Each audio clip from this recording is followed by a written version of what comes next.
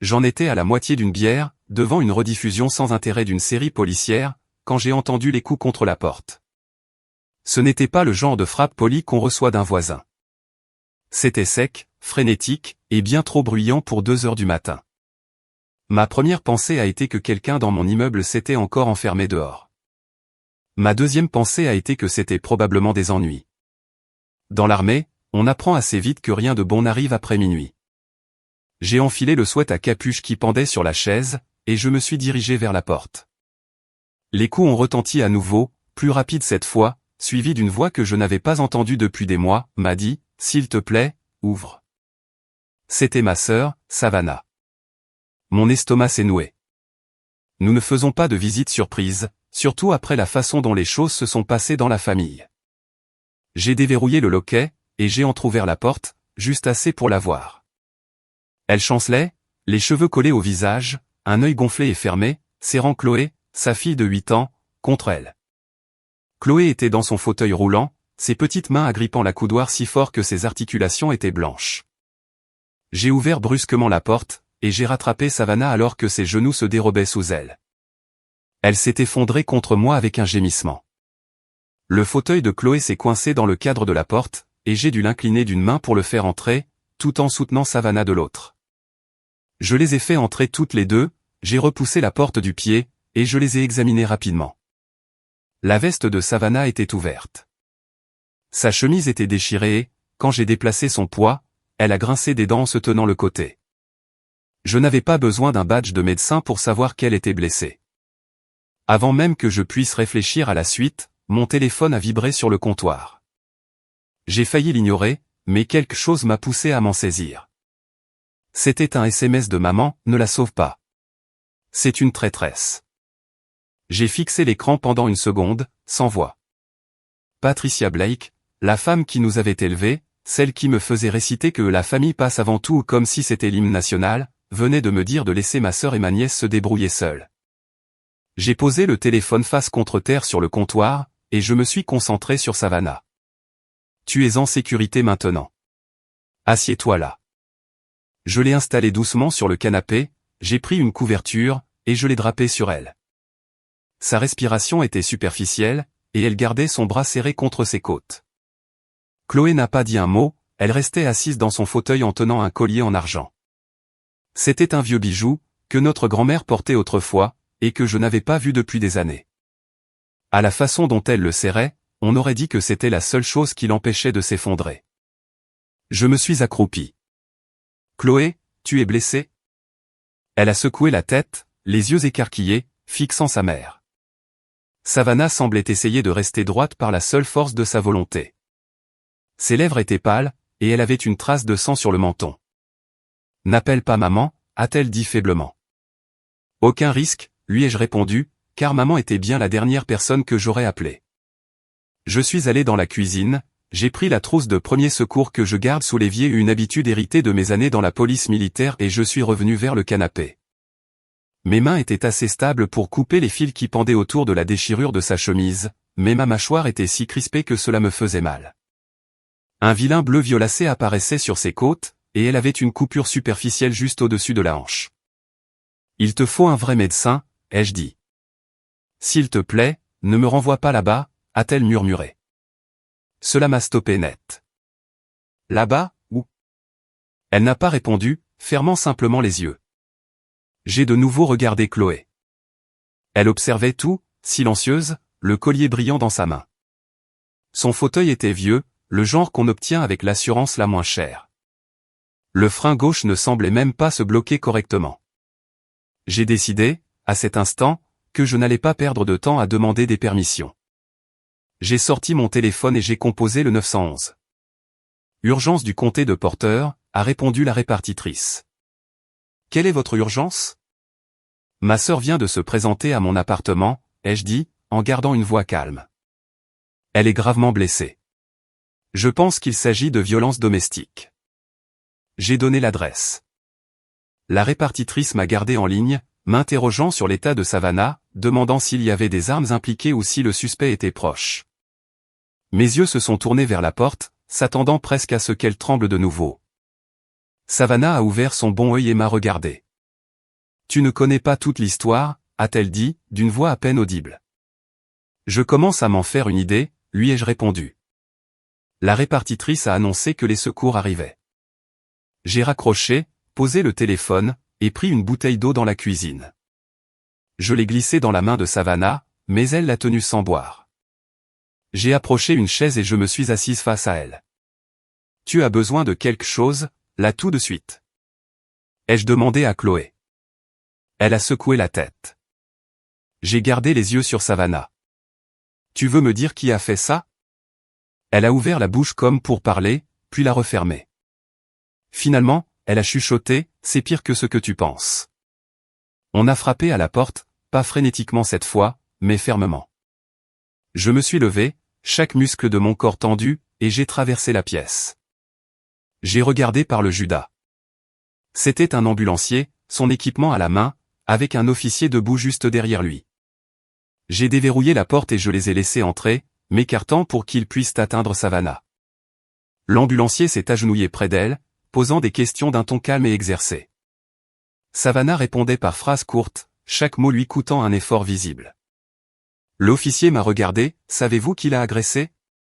J'ai hésité, jetant un coup d'œil à Savannah. Elle a fait un très léger signe de tête négatif. Pas encore, ai-je fini par dire. L'ambulancier a demandé si elle pouvait marcher. Elle ne pouvait pas. Il a appelé un brancard par radio, et j'ai vu les yeux de Chloé suivre chaque mouvement. Je me suis accroupi près de son fauteuil. Ils vont aider ta maman. D'accord? Elle a hoché la tête, mais n'a pas desserré sa prise sur le collier. Le deuxième ambulancier est arrivé avec le brancard, et à eux deux, ils ont soulevé doucement Savannah pour l'y installer. Je les ai suivis jusqu'à la porte, les regardant manœuvrer dans le couloir. Chloé est restée à mes côtés, et l'officier m'a dit que nous pouvions les suivre à l'hôpital si nous le souhaitions. J'ai verrouillé la porte derrière nous et j'ai poussé le fauteuil de Chloé vers l'ascenseur, sentant déjà les questions s'accumuler dans ma tête sans aucune réponse. Les portes de l'ascenseur se sont ouvertes, et une bouffée d'air humide d'été s'est engouffrée depuis le parking, alors que nous suivions le brancard vers l'ambulance. Le fauteuil de Chloé cliquetait sur le béton, un son sec dans le silence. Je gardais une main sur son fauteuil, et l'autre planait près de mon holster par habitude, balayant les environs à la recherche de quiconque n'avait rien à faire là. Ils ont chargé Savannah à l'arrière, l'attachant avec des gestes rapides et précis. L'un des ambulanciers m'a demandé si je montais avec eux. J'ai regardé Chloé, puis je suis monté à l'arrière, bloquant son fauteuil à côté du brancard. L'officier est monté aussi, s'asseyant près des portes arrière. L'ambulance a démarré, sirène éteinte, mais gyrophares allumés. Les yeux de Savannah étaient à demi ouverts, fixés sur le plafond. L'ambulancier lui a posé un masque à oxygène sur le visage et a commencé à vérifier ses constantes. Je restais silencieuse, observant le soulèvement régulier de sa poitrine, tout en essayant de comprendre comment quelqu'un pouvait en arriver là, sans avoir demandé de l'aide plus tôt. La voix de Chloé a rompu le silence, grand-mère était là. Je me suis tourné vers elle. Quand? Ce soir, a-t-elle dit, serrant le collier si fort que ses doigts devenaient rouges. Elle m'a dit de ne pas parler. Je me suis penché vers elle, baissant la voix, ne pas parler de quoi? Chloé a jeté un regard vers Savannah, puis vers moi, à propos de Kyle. La main de Savannah a tressailli sur le brancard, mais elle n'a pas parlé. Les yeux de l'officier ont fait l'aller-retour entre nous. Est-ce que Kyle est le suspect? A-t-il demandé, d'une voix calme, mais avec ce ton particulier qu'ont les flics quand ils notent des informations mentales. La voix de Savannah était étouffée sous le masque, ne leur dis rien pour l'instant. J'ai croisé son regard. Tu penses vraiment que te taire va arranger les choses? Elle a détourné les yeux. L'ambulancier a annoncé que sa tension artérielle était basse, probablement à cause d'une hémorragie interne. Il ferait des radios à l'hôpital. Chloé a bougé dans son fauteuil et les roues ont couiné. Je me suis accroupi près d'elle. Ça va? Elle a hoché la tête, mais ses yeux étaient brillants. Il a dit qu'il m'emmènerait. Il a dit que maman ne pourrait pas l'empêcher. C'est tombé comme un coup de poing. Dans ma tête, je passais déjà en revue les étapes, ordonnance de protection, demande de garde d'urgence, le genre de paperasse que la plupart des gens redoutent, mais que je savais remplir presque en dormant grâce à mon métier. L'ambulance est entrée dans la zone de déchargement de l'hôpital. Les portes arrière se sont ouvertes, et une autre équipe était là pour emmener Savannah à l'intérieur.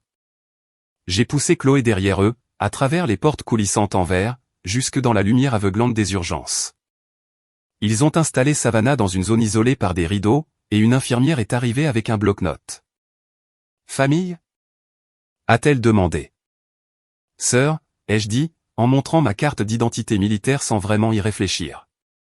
Ce n'était pas obligatoire, mais cela accélérait généralement les choses. Ils m'ont laissé rester, avec Chloé aussi, mais l'officier est sorti pour passer quelques appels. Les constantes de Savannah bipaient régulièrement sur le moniteur. L'infirmière a demandé s'il y avait déjà un rapport de police. J'ai secoué la tête. Chloé fixait le rideau comme si elle pouvait voir à travers. J'ai approché ma chaise. « Tu veux me dire ce qui s'est passé avant que vous n'arriviez chez moi ?» Elle a hésité, puis a chuchoté, « Grand-mère a dit que maman l'avait mérité, et que j'irais vivre dans un endroit meilleur. » Ma mâchoire s'est contractée. Patricia avait toujours eu ses préférés, et ce n'était jamais Savannah. Mais rester là et regarder sa propre fille se faire blesser, c'était d'un tout autre niveau. Un médecin est entré, s'est présenté, et a commencé à expliquer les blessures, 2 côtes fêlées, une possible fracture de fatigue au bras, et des ecchymoses correspondant à un traumatisme par objet contondant. J'avais entendu ces termes dans suffisamment de rapports pour savoir ce qu'ils signifiaient. En clair, quelqu'un l'avait battue violemment, et plus d'une fois. Voulez-vous porter plainte maintenant ou attendre de vous sentir plus forte ? A demandé le médecin à Savannah. Elle a secoué la tête, pas encore. Le médecin m'a regardé, et j'ai haussé légèrement les épaules. Nous n'allions rien obtenir en la poussant pour le moment. Chloé a bougé dans son fauteuil, le vieux cadre métallique grinçant. Je me suis penché pour ajuster la couverture autour de ses jambes. « Tu es en sécurité ici », lui ai-je dit. Ses yeux cherchaient les miens, comme si elle voulait le croire sans en être tout à fait sûre. L'officier est revenu, un petit carnet à la main. « J'aurai besoin d'une déposition de votre part à toutes les deux quand vous serez prêtes, » a-t-il dit. Savannah a fait un très léger signe de tête, évitant toujours mon regard. Je pouvais lire le message, elle cachait quelque chose. Je ne savais pas si c'était de la peur, de la honte, ou un sens tordu de la loyauté envers les mauvaises personnes, mais cela se dressait entre nous comme un mur. Je suis resté à ses côtés pendant que l'infirmière lui posait une perfusion. Chloé a bâillé, mais gardait toujours le collier serré dans son poing. Je me demandais si elle avait seulement dormi la nuit précédente, ou si la tension était montée tout au long de la soirée. Le vibreur de mon téléphone m'a tiré de mes pensées. J'ai vérifié l'écran. Un autre message de maman, « Ne t'en mêle pas », m'a dit. « Tu vas le regretter. » Je n'ai pas répondu. J'ai simplement glissé le téléphone dans ma poche et je me suis calé dans mon fauteuil, pesant déjà ma prochaine décision. L'infirmière s'était à peine éloignée que j'ai approché ma chaise du lit de Savannah, baissant la voix pour que Chloé n'entende pas chaque mot. « Tu dois me dire ce qui s'est passé. » Tout. Les yeux de Savannah sont allés vers Chloé, puis sont revenus vers moi. Ça a commencé il y a des mois. Kyle encaisse les chèques d'invalidité de Chloé. Il dit que c'est pour la maison, mais... Sa voix s'est éteinte, ses doigts triturant le bord de la couverture. Mais ce n'est pas le cas, ai-je dit froidement. Elle a lentement secoué la tête. Il dépense tout pour lui. Des voyages avec ses potes. De nouveaux outils qu'il n'utilise jamais. Maman le sait. Elle dit que je devrais être reconnaissante qu'il ne soit pas encore parti. C'est tombé comme une gifle glacée. Reconnaissante. La mâchoire de Savannah s'est contractée. Hier soir, on s'est disputé. Je lui ai dit que je voulais que l'argent de Chloé soit sur un compte séparé. Il a ri. Il a dit que j'étais trop stupide pour gérer de l'argent. Maman était assise juste là, à la table de la cuisine, buvant son thé sans dire un mot. Je pouvais parfaitement imaginer la scène. Le visage de Pierre de Patricia, faisant semblant que tout allait bien alors que tout s'effondrait autour d'elle. Il s'est mis en colère, a continué Savannah. Il m'a dit que je n'étais rien sans lui. Puis il m'a attrapé. J'ai essayé de le repousser, mais il m'a projeté contre le comptoir. C'est là que j'ai senti quelque chose craquer dans mon côté. Mes mains se sont serrées en poing sur mes genoux. Et maman ? La voix de Savannah est devenue encore plus basse, elle m'a dit d'arrêter de faire une scène. Je l'ai dévisagé. Elle l'a regardé te blesser et n'a rien dit. Elle a dit à Chloé d'aller dans sa chambre. Quand j'ai pris le fauteuil de Chloé pour partir, maman a bloqué la porte. Elle a dit que si je sortais, je serais seule. Plus d'aide, plus d'argent, plus de famille. Mon estomac s'est noué, et pourtant, elle m'avait quand même envoyé un message pour me dire de te laisser dehors. Les lèvres de Savannah tremblaient, mais elle ne pleurait pas. Je ne pensais pas que tu ouvrirais la porte. Tu as mal pensé, ai-je dit, plus sèchement que je ne le voulais. Chloé a levé les yeux de son fauteuil, sentant la tension. J'ai forcé ma voix à redescendre.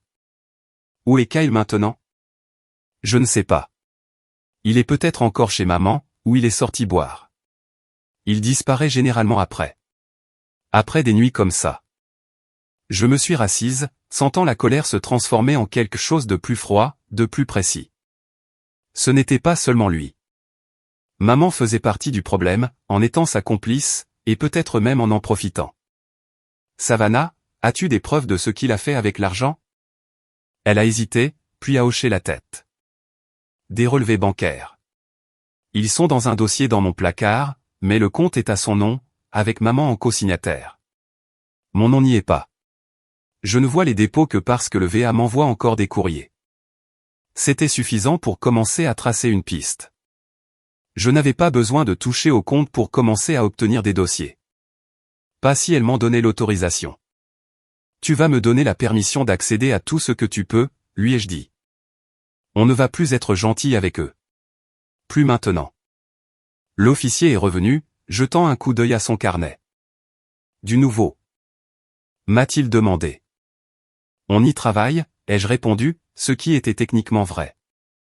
Il a adressé un sourire poli à Savannah, quand vous serez prête, nous prendrons votre déposition.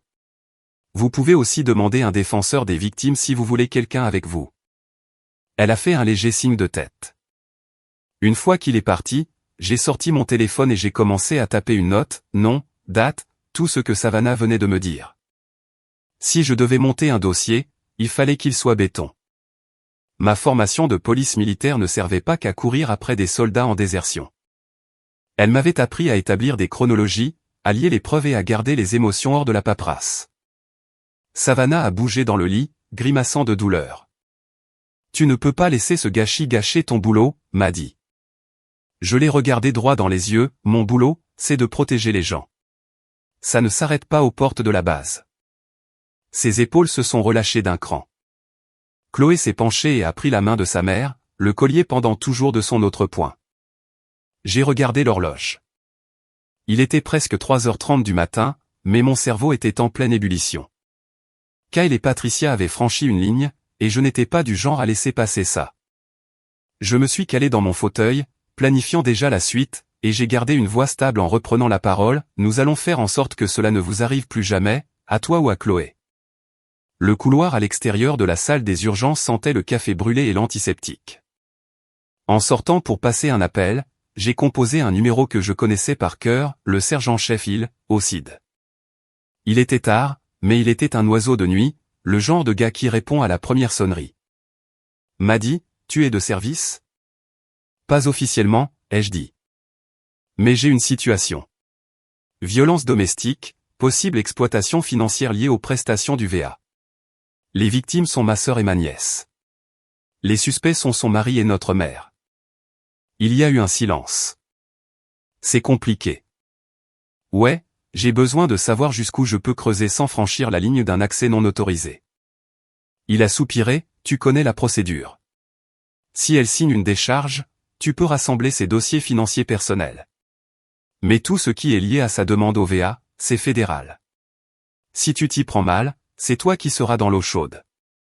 Compris. Merci. J'ai raccroché et je suis retourné à l'intérieur. Savannah était un peu plus redressée, elle semblait plus éveillée. J'ai sorti un formulaire plié de mon sac, un modèle standard de procuration que je gardais pour les urgences. Signe ça. Ça me permet d'agir en ton nom pour les demandes bancaires et de prestations. Je ferai des copies pour le tribunal plus tard. Elle a hésité, est-ce que ça va vraiment aider? Ça va créer une piste qu'ils ne pourront pas effacer, ai-je dit. Elle a signé, son écriture était tremblante mais lisible. J'ai immédiatement pris une photo du formulaire, au cas où. Assise à la petite table dans le coin, j'ai ouvert mon ordinateur portable.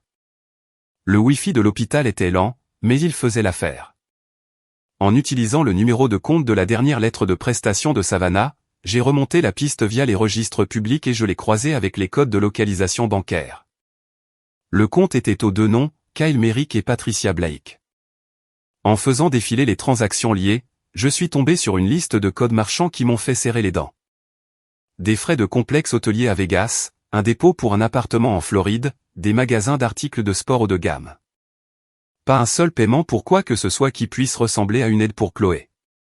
J'ai tourné l'écran pour que Savannah voie. Voilà où est allé l'argent de Chloé. Ses lèvres se sont serrées violemment, ses yeux se sont remplis de larmes, mais elles n'ont pas coulé. Chloé était silencieuse, mais elle avait approché son fauteuil. Elle a regardé l'écran, puis moi. Grand-mère a dit que c'était pour la famille. Chloé, ai-je dit doucement. Prendre ton argent sans permission, ce n'est pas aider la famille. Elle a baissé les yeux, triturant le collier. J'ai sauvegardé chaque capture d'écran, chaque numéro traçable. Puis, j'ai crypté le dossier et je l'ai sauvegardé 2 fois. Des années de service m'avaient appris qu'on ne garde jamais une seule copie de ce qui est important. Savannah a bougé. S'ils découvrent que tu fouilles, ils vont. Je ne sais pas Kyle peut devenir méchant très vite. Qu'il essaie, ai-je dit. La méchanceté est plus facile à gérer que l'intelligence. Mon téléphone a vibré, un SMS d'un numéro inconnu. Si tu fourres ton nez là-dedans, tu vas perdre tes galons. J'ai incliné l'écran pour que Savannah voie. Kyle. Elle a hoché la tête une fois. J'ai supprimé le message, mais pas avant d'avoir pris une capture d'écran. Harcèlement de la part du suspect, une autre pièce du puzzle. Une infirmière est entrée pour vérifier les constantes de Savannah, et je suis retourné dans le couloir. J'ai rappelé il. J'ai un compte co-signé, des dépenses non liées aux bénéficiaires. Le suspect vient d'envoyer un SMS de menace. C'est suffisant pour alerter le VA, a dit il. Mais avance prudemment. C'est ta famille, donc tout ce que tu déterras personnellement pourrait être contesté. Laisse un avocat mener la danse. Je savais déjà lequel appeler, Déborah Langlais. Elle dévorait des cas bien pires et les recrachait en victoire nette devant les tribunaux. J'ai noté de l'appeler le matin même. À l'intérieur, Chloé s'était assoupie dans son fauteuil, tenant toujours le collier. Savannah l'observait comme si elle avait peur de cligner des yeux. Repose-toi un peu, lui ai-je dit. Je serai là quand tu te réveilleras. Elle a fermé les yeux, mais je voyais bien qu'elle ne dormait pas encore. Mon esprit passait déjà en revue la suite, les dépôts légaux, les ordonnances de protection, la sécurisation de ces dossiers bancaires avant qu'ils ne disparaissent. Une chose était certaine, je ne laisserai pas Patricia et Kyle garder le contrôle sur ce qui appartenait à Chloé. Le soleil perçait à peine la brume matinale quand je me suis garé sur ma place réservée, au logement de la base. J'avais laissé Savannah et Chloé à l'hôpital avec une équipe de sécurité en qui j'avais confiance, pensant qu'il valait mieux mettre de la distance entre elles et quiconque pourrait essayer de finir ce qui avait été commencé. Je n'avais même pas encore retiré mes bottes qu'on a frappé à ma porte. 2 coulants, une pause, puis 2 autres. Le genre de rythme que les gens utilisent quand ils pensent que vous ouvrirez juste parce qu'ils ont l'air amicaux. J'ai regardé par le Judas. Kyle Merrick, portant une chemise propre et un sourire qui n'atteignait pas ses yeux. J'ai ouvert la porte juste assez pour le bloquer avec mon épaule. Tu n'es pas censé être ici. Il a laissé échapper un petit rire, détends-toi, je suis juste là pour clarifier les choses. On est de la même famille, non? Non, ai-je dit froidement. Kyle s'est appuyé sur le cadre comme s'il était chez lui. Savannah aime me faire passer pour le méchant quand c'est elle qui a des problèmes. Je m'occupe de tout, m'a dit, je l'ai toujours fait. Mais elle t'a raconté n'importe quoi, et je n'apprécie pas. Je n'ai pas scié. Elle n'a pas eu besoin de dire grand-chose. Ses bleus ont parlé pour elle. Son sourire a tressailli. Tu fais une erreur en te mêlant de ça. Tu as une carrière qui te tient à cœur. Ouais. Ce serait dommage que ton commandant entende dire que tu abuses de ta position. J'ai laissé le silence s'étirer, puis j'ai lentement sorti mon téléphone de ma poche et je l'ai incliné pour que le point rouge de l'enregistrement soit visible. Continue de parler, Kyle. Cela a effacé net son sourire narquois. Il a reculé d'un pas, mettant ses mains dans ses poches. Tu te crois maligne, mais tu ne comprends pas comment ça marche. Patricia est de mon côté. Elle a du bras long dans cette ville, plus que tu ne le penses. Quelle que soit l'histoire que Savannah te raconte, ce n'est que du bruit. Laisse tomber, et on passe tous à autre chose. Ça n'arrivera pas. Sa mâchoire s'est contractée. Ce n'est pas fini. Je l'ai regardé se détourner et se diriger vers le parking, les épaules raides. Dès qu'il a été hors de vue, j'ai verrouillé la porte et transféré l'enregistrement sur mon disque crypté. L'audio n'était pas un aveu, mais c'était de l'intimidation. Un bon levier pour le tribunal et pour les enquêteurs du VA. Je me suis versé un café dont je n'avais pas vraiment envie et je me suis assise à la table de la cuisine pour réécouter l'enregistrement. Son ton en disait plus que ses mots, ce type avait l'habitude d'obtenir ce qu'il voulait en poussant les gens jusqu'à ce qu'ils plient. Ça avait peut-être marché avec Savannah, mais j'avais connu bien pire que ces menaces de bas étage. Quelques minutes plus tard, mon voisin, le sergent-chef Daniels, est passé. Il avait vu Kyle partir et m'a demandé si tout allait bien. Je lui ai donné la version courte juste assez pour qu'il comprenne qu'il pourrait y avoir des ennuis sans l'impliquer. Daniels a hoché la tête, a promis de rester vigilant, et est reparti. J'ai passé l'heure suivante à organiser tout ce que j'avais récolté, les captures d'écran du compte bancaire, le SMS de menace, l'enregistrement de la porte. J'ai ajouté des horodatages, des noms de fichiers et des résumés courts pour que rien ne se perde. Des années de rapports d'incidents m'avaient appris qu'un dossier bâclé était pire que l'absence de dossier. Au moment où j'ai fermé l'ordinateur, ma décision était prise, je retournais à l'hôpital. Je voulais être là quand Savannah serait assez réveillée pour répondre à quelques questions de plus. Mais d'abord, je suis passé au bureau juridique de la base pour récupérer des formulaires de déposition de victimes et des dossiers d'information sur les ordonnances de protection. Si Savannah devait aller jusqu'au bout, elle devait connaître exactement ses options. En retournant à mon camion, j'ai remarqué un SUV noir garé un peu plus loin, moteur tournant, vitres teintées. Quand j'ai tourné la tête vers lui, il s'est éloigné lentement. Mon instinct me disait que ce n'était pas une coïncidence. Je suis monté, j'ai démarré, et j'ai roulé vers l'hôpital sans regarder en arrière.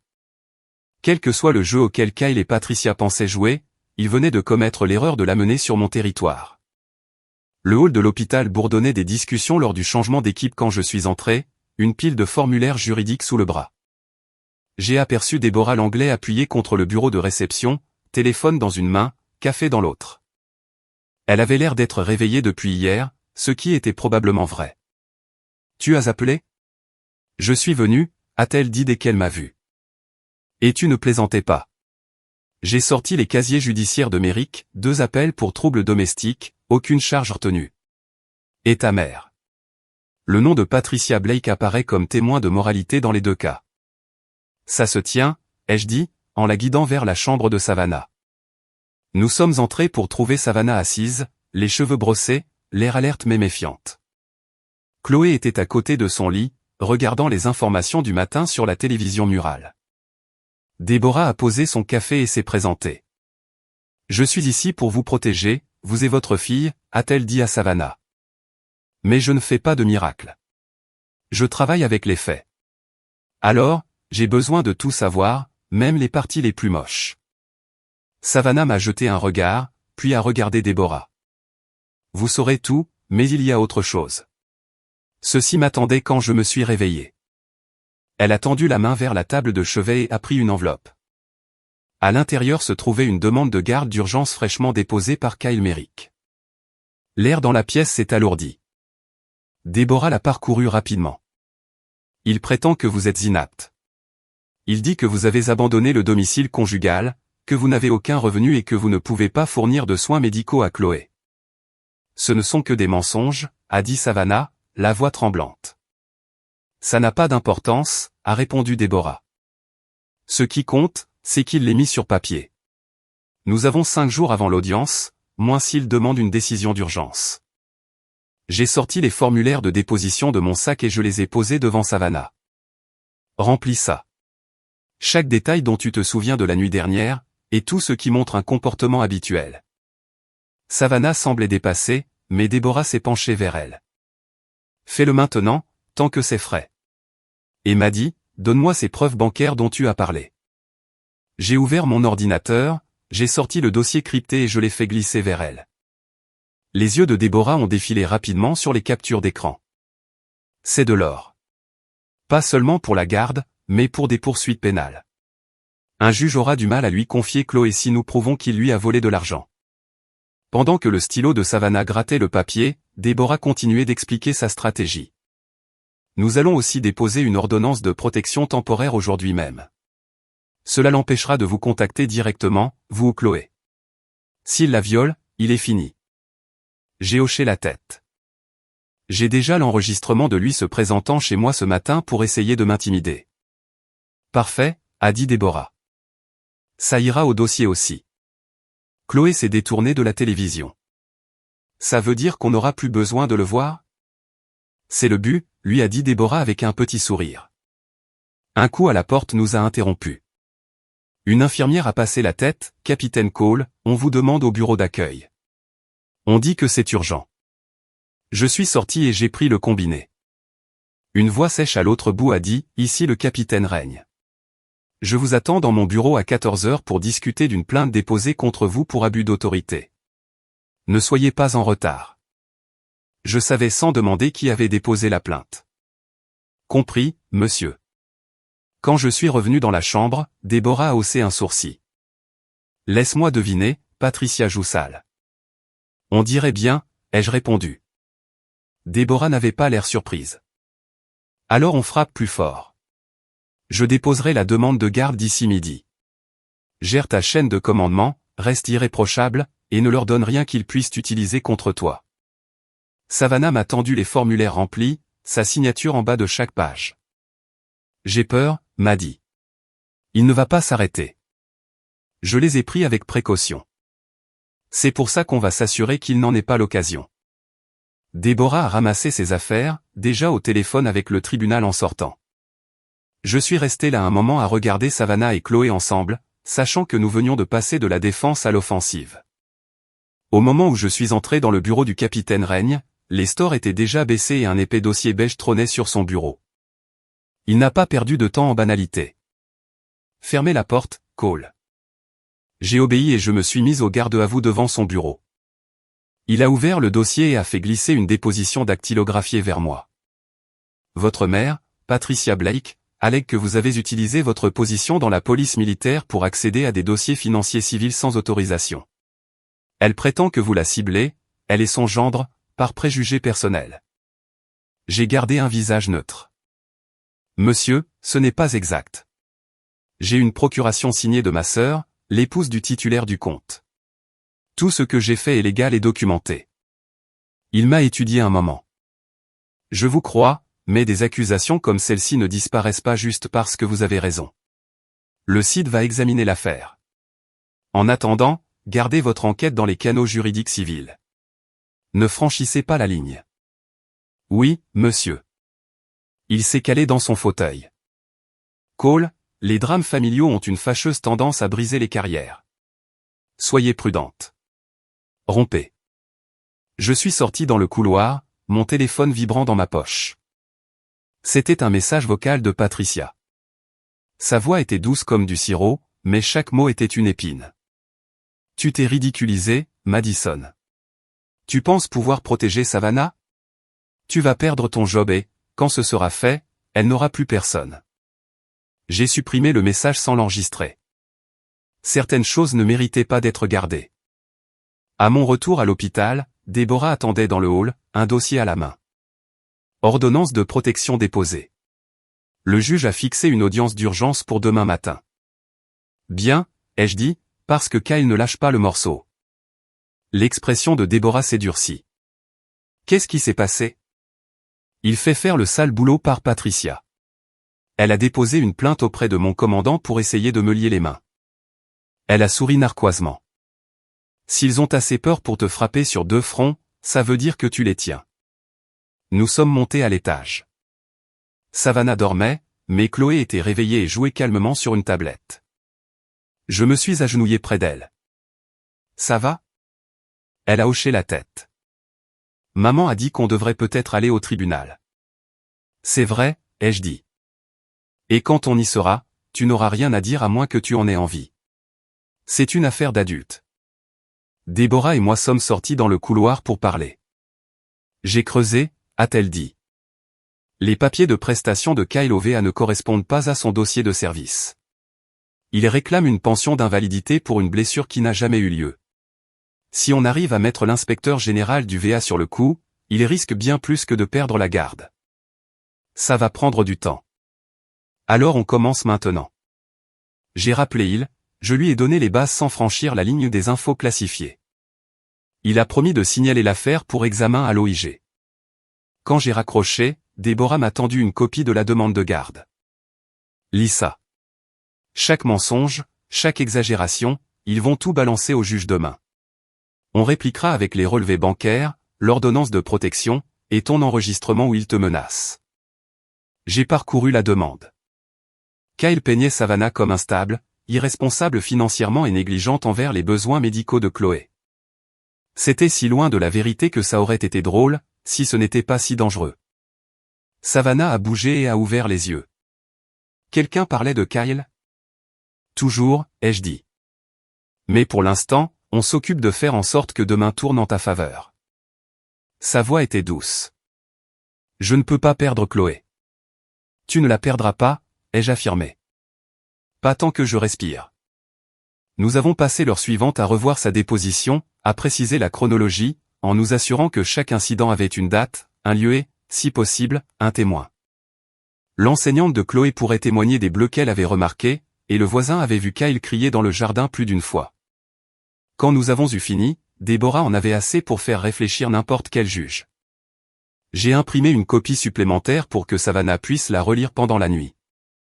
Dehors, la lumière du soir déclinait, et je sentais le poids du lendemain s'installer. Le combat ne consistait pas seulement à prouver la version de Savannah, il s'agissait de s'assurer que Kyle et Patricia ne puissent pas détourner le système pour la punir d'être partie. Je savais qu'il frapperait fort demain. J'avais l'intention de frapper plus fort. Le matin est arrivé trop tôt, et le tribunal sentait vaguement le café brûlé et le produit à sol. Déborah et moi étions assises à la table des plaignants, des piles de dossiers étiquetés devant nous. De l'autre côté de l'allée, Kyle était assis dans un costume qui semblait d'une taille trop grande, les bras croisés, comme s'il attendait qu'on lui remette un trophée. Patricia était juste à côté de lui, portant un blazer pastel et une expression si satisfaite d'elle-même qu'elle aurait pu être peinte. Savannah était assise entre moi et Déborah, les mains serrées sur ses genoux. Chloé était dans une pièce séparée avec un défenseur des enfants, faisant du coloriage pendant que les adultes réglaient son avenir.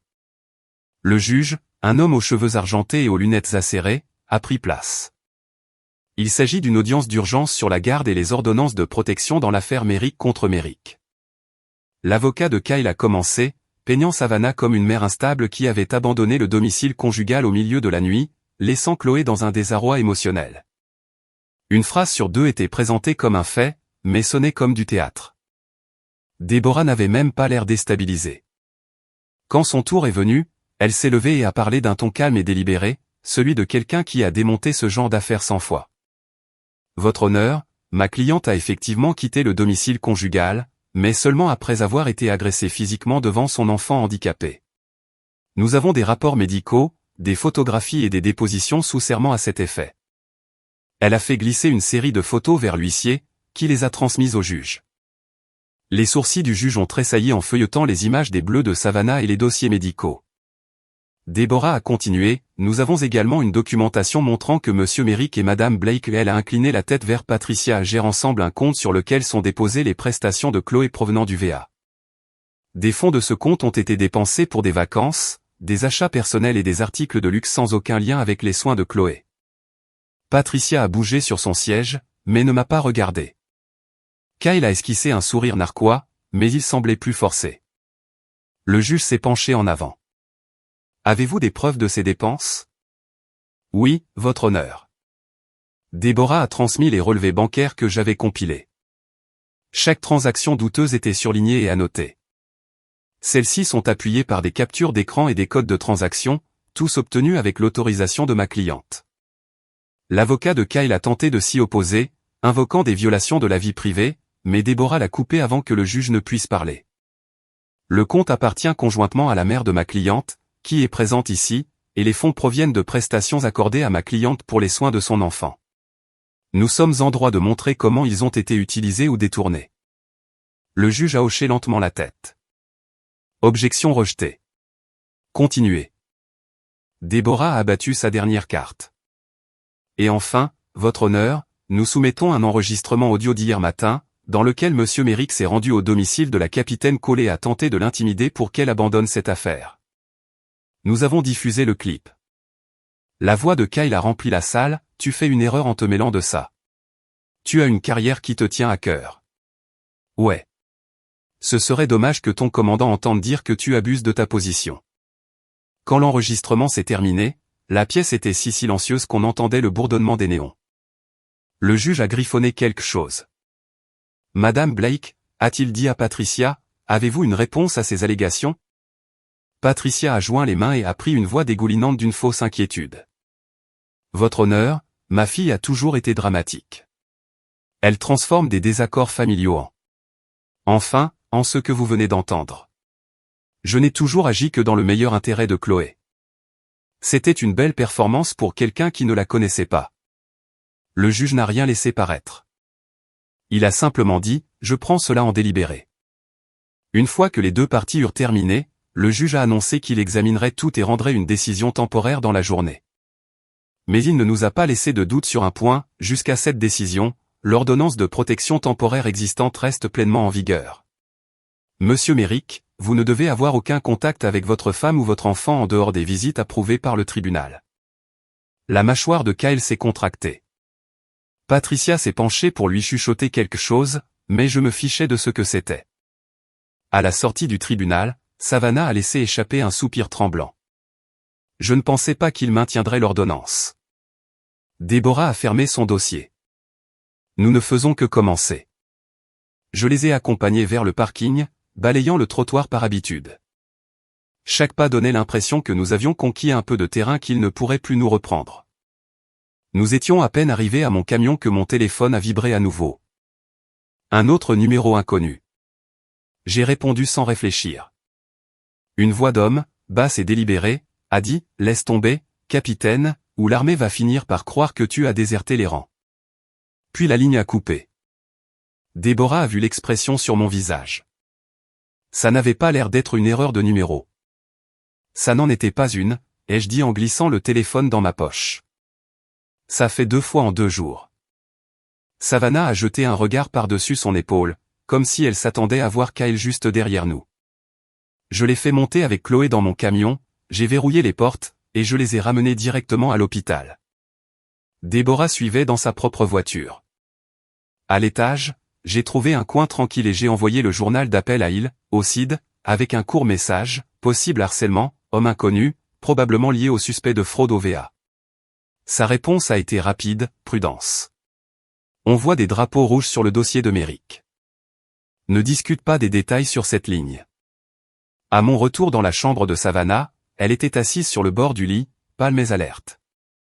Maman m'a appelé, a-t-elle dit. Elle m'a dit que si je continuais à embarrasser la famille, elle s'assurerait que Chloé finisse en famille d'accueil. Cela m'a fait grincer des dents. Elle n'a pas le pouvoir de faire ça. Savannah a baissé les yeux. Elle dit qu'elle connaît des gens au service de protection de l'enfance. Qu'il suffit d'une plainte sur ma stabilité mentale. Je ne doutais pas que Patricia ait des amis dans les bas-fonds. Je savais aussi que la meilleure façon de tuer une menace comme celle-là, c'était par la documentation. Note tout, lui ai-je dit. Chaque mot qu'elle a dit. La date, l'heure et son numéro. Déborah est entrée à ce moment-là en consultant son téléphone.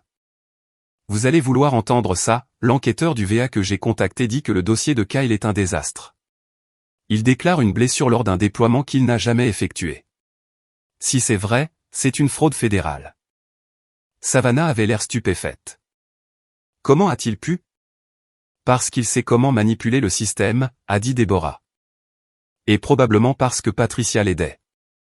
J'ai ouvert mon ordinateur et j'ai commencé à établir une chronologie, les dépôts de prestations, les dépenses de luxe, les incidents de violence domestique, les dossiers du tribunal, et maintenant les appels de harcèlement. En mettant tout cela dans un seul document, l'image devenait plus nette. Ce n'était pas juste un drame familial. C'était un schéma coordonné d'abus financiers et émotionnels. Chloé a approché son fauteuil. Est-ce que grand-mère va aussi avoir des ennuis? Je n'ai pas édulcoré la vérité. Si elle a aidé Kyle à te voler, oui. Chloé a réfléchi une seconde, puis a hoché la tête, comme si cela lui convenait. Le téléphone de Déborah a sonné. Elle est sortie pour répondre, et quand elle est revenue, son expression était tendue. C'était le VA. Ils ouvrent une enquête formelle. Ils auront besoin de vos dépositions à toutes les deux. La voix de Savannah n'était plus qu'un chuchotement, est-ce que ça va l'envoyer en prison? Si les preuves sont solides, c'est possible, a dit Déborah. La tension dans la pièce était à couper le souffle, mais je sentais que quelque chose basculait. Pour la première fois, Kyle et Patricia n'étaient plus les seuls à tirer les ficelles. J'ai regardé ma montre. Je dois passer au bureau juridique avant qu'il ne ferme. Déborah, tu peux rester avec elle? Bien sûr, a-t-elle répondu. En sortant, mon téléphone a vibré à nouveau. Cette fois, un SMS d'une adresse email inconnue, tu n'es pas intouchable. Souviens-toi de ça. J'ai fait une capture d'écran et je l'ai envoyée directement à il. Sa réponse, verrouille tes portes ce soir. En atteignant mon camion, l'air s'était rafraîchi et les lampadaires commençaient à clignoter. Je me suis assise au volant un instant, regardant l'entrée de l'hôpital dans le rétroviseur. Si Patricia et Kyle pensaient que l'intimidation allait me ralentir, ils n'avaient pas bien observé. La ligne entre protéger ma famille et partir en guerre venait officiellement de disparaître. Le lendemain matin a commencé par un coup à la porte de mon bureau, au poste de la PM. Le sergent Vega est entré avec une note imprimée. Capitaine, vous êtes convoqué pour témoigner lors d'une audience de l'article 32. Nom sur le dossier, Kyle Merrick. J'ai parcouru l'entête. C'était exactement ce que j'attendais, l'audience préliminaire pour déterminer si les charges de fraude au VA et la plainte pour intimidation justifiaient une cour martiale ou un renvoi au fédéral. Le CID fait vite, a dit Vega. Tant mieux, ai-je répondu, en glissant la note dans mon dossier. À 9 heures, j'étais dans une petite salle d'audience de la base. Le procureur militaire a exposé les faits, la fausse demande de blessure de Kyle, le mélange des prestations de Chloé avec son compte personnel, et les tentatives d'intimidation contre une officière en service à moi. Kyle était assis à la table de la défense, dans son uniforme de cérémonie, avec l'air du soldat le plus réticent du monde. Patricia n'était pas là, mais son influence flottait comme de la fumée. Quand mon tour est venu, j'ai fait un témoignage précis, comment Savannah avait signé la procuration, les dossiers que j'avais rassemblés légalement, et les messages de harcèlement reçus. L'avocat de la défense a essayé de me déstabiliser en suggérant que j'avais utilisé ma position pour creuser plus profondément qu'autorisé. Je n'ai pas mordu à l'hameçon. Tout ce que j'ai fourni a été obtenu avec le consentement explicite de ma sœur et par des canaux accessibles aux civils. L'enquêteur principal du CID m'a succédé, présentant des preuves provenant des propres dossiers du VA, des registres de déploiement qui ne correspondaient pas aux affirmations de Kyle, et une documentation médicale manifestement fabriquée. Ce n'était pas seulement bâclé, c'était effronté. À la fin de l'audience, l'officier président en avait plus qu'assez pour transmettre les charges de fraude à l'échelon supérieur. Kyle évitait mon regard à la sortie, la mâchoire serrée, les poings fermés. Dehors, il m'a rattrapé, ça s'est bien passé, mais reste sur tes gardes. Il est acculé. Et les gens acculés frappent n'importe comment. Je suis prête, ai-je dit. De retour à l'hôpital, Savannah était redressée dans son lit, elle semblait un peu plus forte. Déborah a dit que tu étais encore au tribunal. A-t-elle demandé. Pas exactement au tribunal. Une audience sur la base. La fraude au VA de Kyle est maintenant officiellement sous enquête. Elle a cligné des yeux, assimilant l'info. Ça veut dire que. Ça veut dire qu'il a d'autres problèmes que la simple garde. Chloé s'est approchée, tenant une feuille de papier. J'ai fait une liste pour toi. Toutes les fois où grand-mère a été méchante avec maman, au cas où ça aiderait. Je l'ai prise, des dates, des descriptions courtes, même de petits dessins de bonshommes allumettes. Ce n'était pas une preuve formelle, mais cela peignait un tableau clair de l'environnement dans lequel Savannah et Chloé vivaient. Je l'ai glissé dans mon dossier. Ça aide beaucoup. Déborah est arrivée quelques minutes plus tard, son téléphone en main. Le tribunal d'État vient de nous donner une date pour la prochaine audience de garde, dans 2 semaines. Et j'ai un témoin prêt à témoigner, quelqu'un a vu Patricia encaisser des chèques de prestations et remettre du liquide à Kyle. Les yeux de Savannah se sont agrandis. Qui? Votre ancienne voisine, Madame Allen, a dit Déborah. Elle en a assez de les voir s'en sortir comme ça. C'était une victoire. Mais il restait encore la plainte de Patricia auprès de mon commandant. J'avais rendez-vous avec Reign plus tard dans l'après-midi pour soumettre ma réponse formelle. J'avais déjà un dossier bien rangé, le consentement signé de Savannah, les eurodatages de chaque accès aux données, et une déclaration sous serment de Déborah confirmant qu'elle avait dirigé la majeure partie de la collecte. Avant que je quitte l'hôpital, Savannah m'a pris la main. Fais attention, m'a dit. Tu les combats sur trop de fronts à la fois. Ce n'est pas moi qui devrais m'inquiéter, ai-je répondu. Dans le bureau de Reign, j'ai posé le dossier. Il a lu la première page, puis m'a regardé. Vous vous êtes bien protégé. Je vais transmettre cela au JAG pour examen, mais en ce qui me concerne, vous êtes resté dans les clous. C'était un poids de moins sur mes épaules. En sortant, j'ai senti que les pièces s'alignaient enfin. Kyle était coincé par la loi militaire et civile. Patricia était exposée comme complice, et Savannah commençait à croire que peut-être, elle pourrait gagner. Maintenant, il ne restait plus qu'à s'assurer qu'il ne trouve pas un moyen de nous frapper avant que nous ne fermions le dossier. Le couloir du tribunal résonnait déjà de bruits de pas quand nous sommes arrivés pour la séance de garde suivante. Savannah marchait entre moi et Déborah, serrant un mince classeur contenant sa déposition et ses dossiers médicaux. Chloé était restée à la maison avec une amie de confiance, il n'y avait aucune raison qu'elle soit au milieu de cette scène. Dans la salle d'audience, Kyle était assis seul à la table des défendeurs. Pas de Patricia aujourd'hui, son absence était presque plus parlante que sa présence. Son avocat lui chuchotait à l'oreille, mais les yeux de Kyle ne cessaient de se darder vers nous. Le juge a ouvert la séance, et Déborah n'a pas perdu de temps. Votre honneur, avant de poursuivre les arguments, nous avons un nouveau témoignage d'un témoin direct concernant l'inconduite financière liée aux prestations de l'enfant.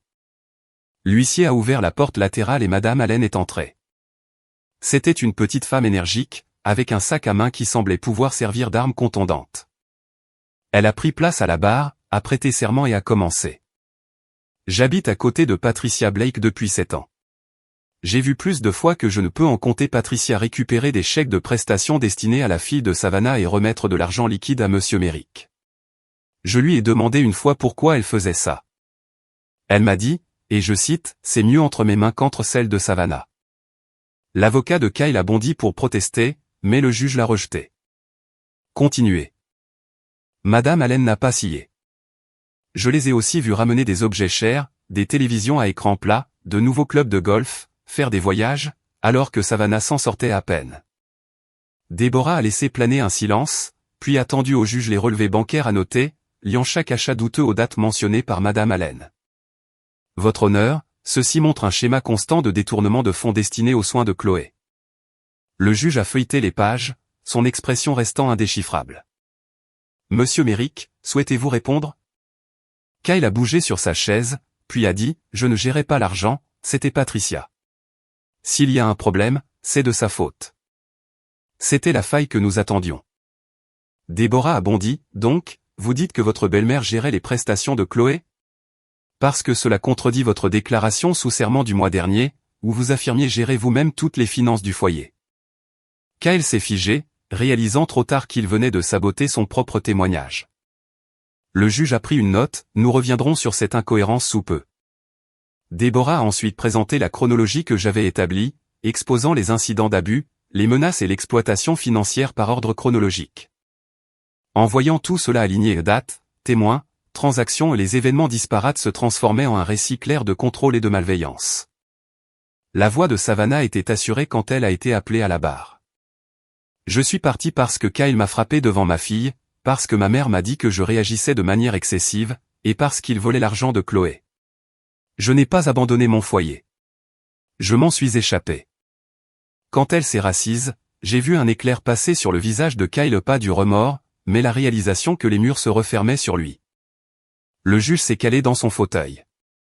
Compte tenu des preuves et des témoignages d'aujourd'hui, j'accorde la garde totale temporaire à Madame Merrick, sans droit de visite pour Monsieur Merrick jusqu'à nouvel ordre.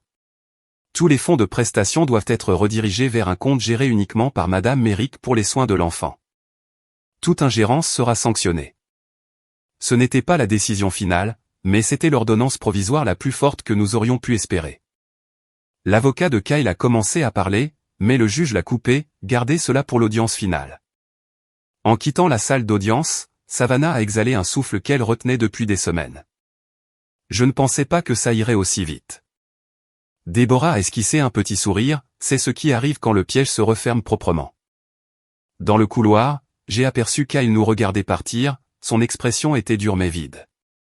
Quel que soit le pouvoir qu'il pensait avoir, il s'échappait rapidement, et il le savait. L'audience finale pour la garde est tombée un jeudi pluvieux, le genre de temps qui rend les marches du tribunal glissantes et l'air plus lourd qu'il ne l'est. Savannah marchait à mes côtés, son classeur désormais plus épais de plusieurs semaines de preuves.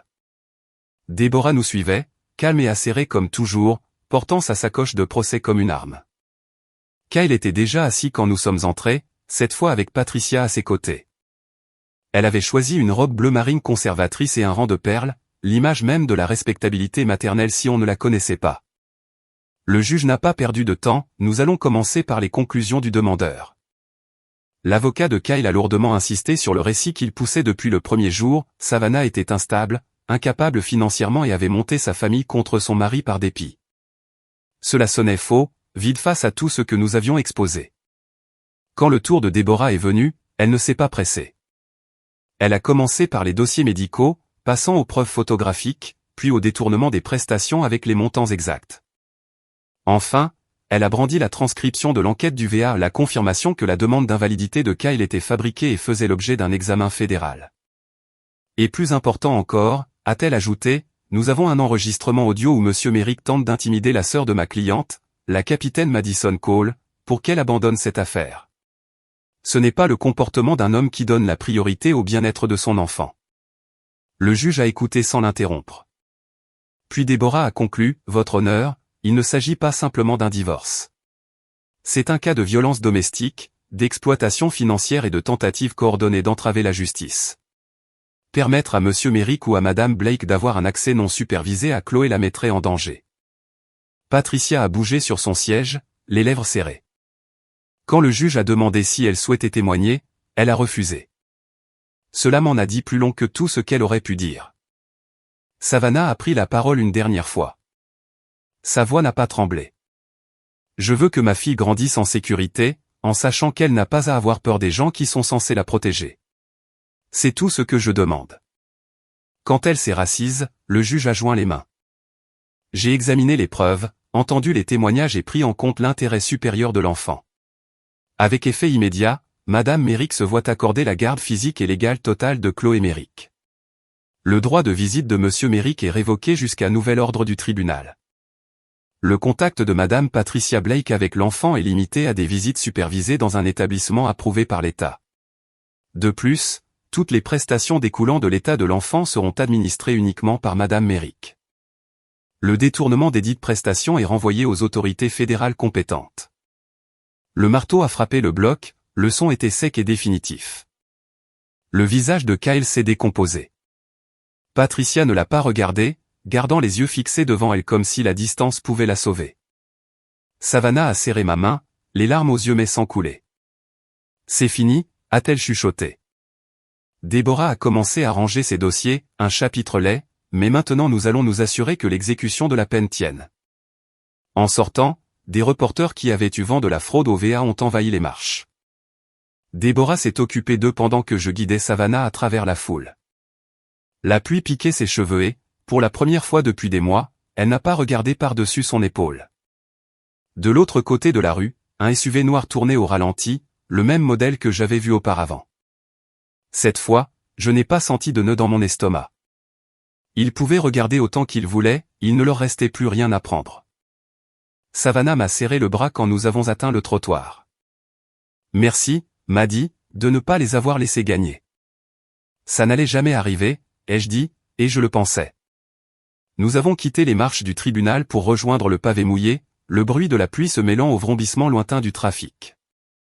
Savannah s'est arrêtée juste assez longtemps pour sortir de sa poche la chaîne en argent de Chloé, celle avec le petit pendentif en forme de cœur qu'elle portait la nuit où elle s'était présentée à ma porte. Elle l'a pressé dans ma paume.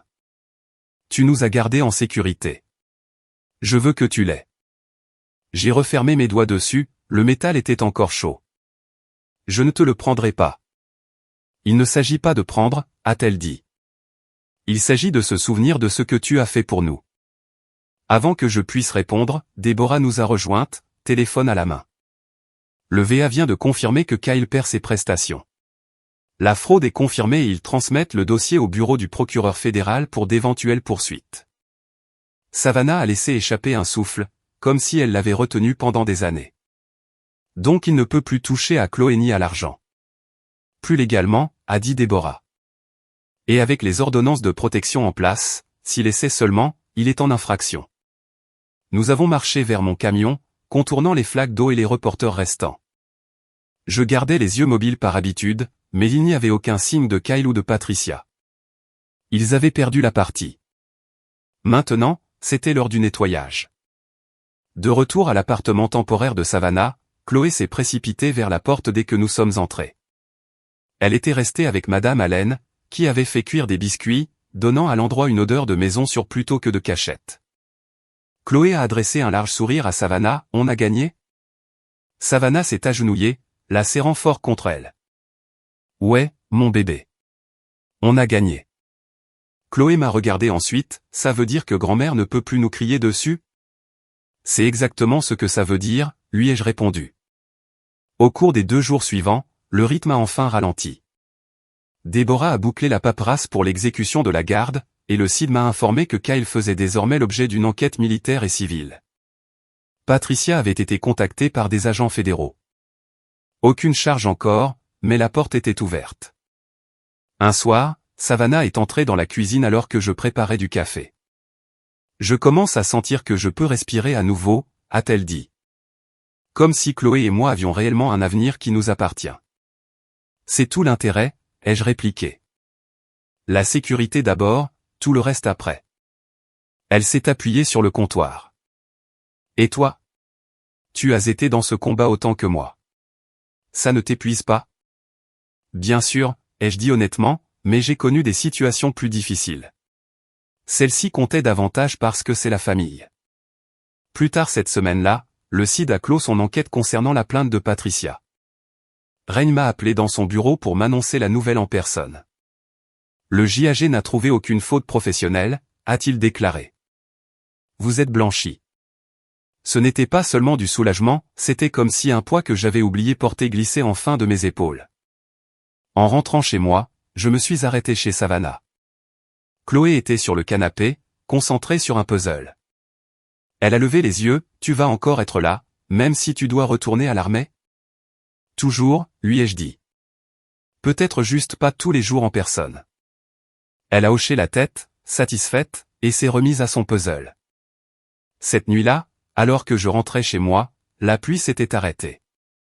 Les rues étaient encore mouillées, reflétant les lampadaires comme de minces rubans d'or. J'ai réalisé alors qu'il ne s'agissait pas seulement de gagner au tribunal ou de battre Kyle à son propre jeu. Il s'agissait de s'assurer que Savannah et Chloé puissent vivre sans peur, et de savoir que j'avais fait mon travail de sœur et de soldat.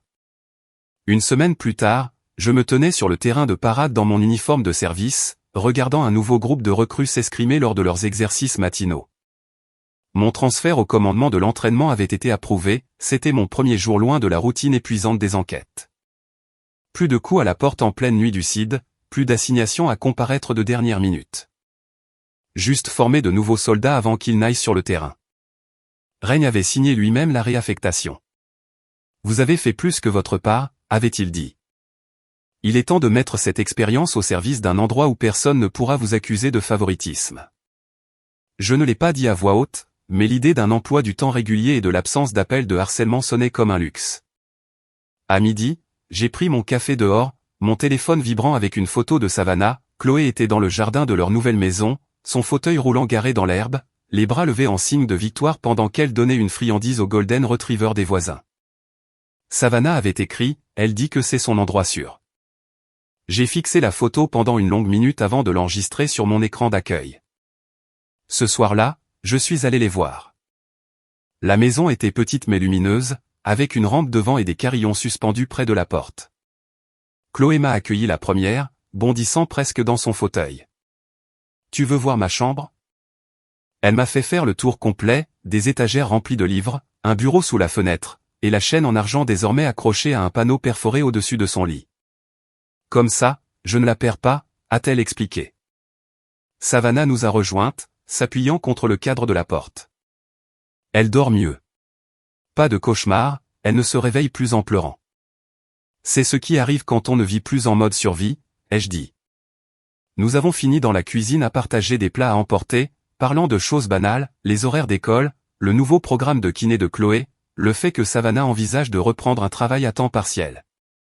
Pas de regard tendu vers la porte, pas de surveillance de la rue pour repérer un certain SUV. Juste la normalité. En partant, Savannah m'a accompagné à mon camion. Tu sais, a-t-elle dit, je n'avais pas réalisé à quel point j'attendais toujours que la prochaine catastrophe arrive, jusqu'à ce que ça s'arrête. C'est la partie que personne ne te dit. J'ai répondu, la justice, ce n'est pas une vengeance. C'est la sécurité. C'est de ne pas avoir à regarder par-dessus son épaule tous les jours. Elle m'a serré fort dans ses bras. Tu nous as donné ça, m'a dit. En rentrant chez moi, j'ai repensé aux 2 derniers mois à la vitesse à laquelle les choses s'étaient envenimées, à quel point c'était devenu moche, et à quel point nous avions failli briser plus que de simples barrières légales. Cela m'a frappé, alarmé, nous parlons d'accomplir la mission comme s'il s'agissait d'une ligne d'arrivée. Mais ce n'était pas une mission dont on pouvait se décharger. Les protéger n'était pas un ordre ponctuel. C'était permanent. De retour dans mon appartement, j'ai posé ma casquette sur le comptoir et je me suis assise avec un carnet neuf. Sur la première page, j'ai écrit en grosses lettres, les garder en sécurité, toujours. Ce n'était pas une politique, ce n'était pas une doctrine militaire. C'était simplement la seule chose qui comptait. Avec le recul, il est presque étrange de voir comment quelque chose qui a commencé par un coup à ma porte à 2 heures du matin s'est transformé en le combat de ma vie, en dehors de l'uniforme. J'ai eu affaire à des suspects hostiles, des confrontations tendues et des missions sous haute pression. Mais rien n'est comparable au fait de faire face à sa propre famille quand elle a franchi la ligne. Dans l'armée, nous nous entraînons à protéger les gens qui ne peuvent pas se protéger eux-mêmes. Il s'avère que cette mission ne s'arrête pas quand on quitte la base, elle change simplement de forme. Savannah et Chloé ne sont plus seulement en sécurité maintenant, elles sont libres. Et pour moi, c'est la seule victoire qui ait jamais compté.